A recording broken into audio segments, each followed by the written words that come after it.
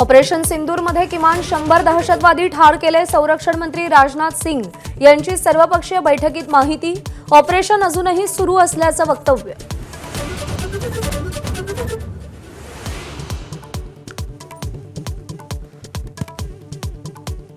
पाकिस्तान विरोधातील कारवाईसाठी केंद्र सरकारला सर्वपक्षीय पाठिंबा.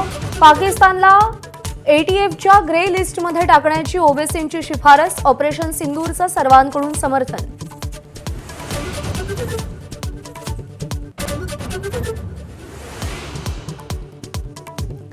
तीन मे रोजी ऑपरेशन सिंदूरची रणनीती ठरली. 5 मे रोजी पंतप्रधानांकडून हिरवा कंदील. अधिकारी क्वारंटाईन होते. ऑपरेशन सिंदूरची इनसाइड स्टोरी माझावर. भारतीय वायुदलाला सरकारची खुली सूट. पाकिस्तानी विमान आकाशात दिसल्यास तोडीस तोड उत्तर देण्याची मुभा.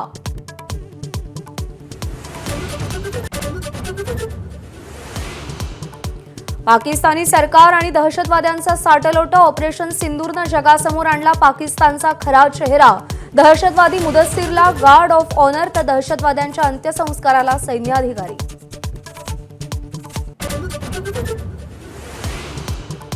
बॉम्बस्फोटाच्या मालिकेनं पाकिस्तान हादरला. लाहोरनंतर कराची, रावळपिंडी, गुजरावालामध्ये बॉम्बस्फोट. नागरिकांमध्ये घबराट.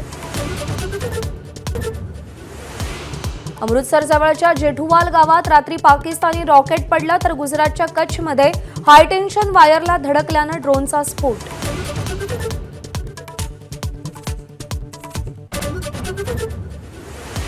एबीपी न्यूजच्या सत्य पत्रकारितेला पाकिस्तान घाबरला. सरकारकडून फेसबुक पेज ब्लॉक. पाकिस्तानी जनतेपर्यंत सत्य पोहोचू नये यासाठी रडीचा डाव.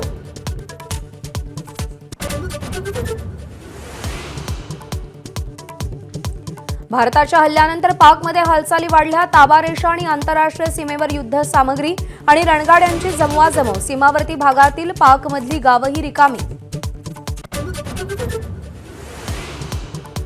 पूंछमध्ये पाकिस्तानकडून अंधाधुंद गोळीबार. 15 भारतीयांचा मृत्यू. गोळीबारात हरियाणातील जवान दिनेश कुमार शहीद. सीमेवरून एबीपी माझाचा ग्राउंड रिपोर्ट.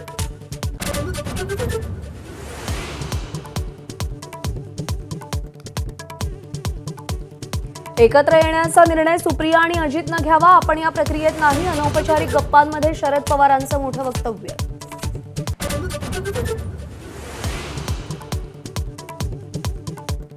शरद पवारांच्या वक्तव्याचं दोन्ही बाजूंच्या नेत्यांकडून स्वागत. कुटुंब एकत्र आलं तर स्वागतच. भुजबळांची प्रतिक्रिया. तर पक्ष मजबूत करण्याकडे आमचा भर. अनिल देशमुखांचं वक्तव्य.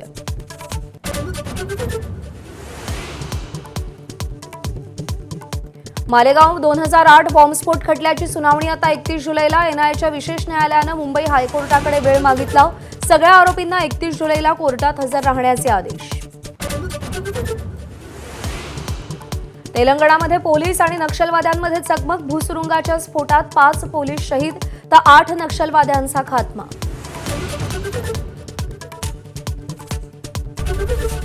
एबीपी माझा, उघडा डोळे बघा नीट.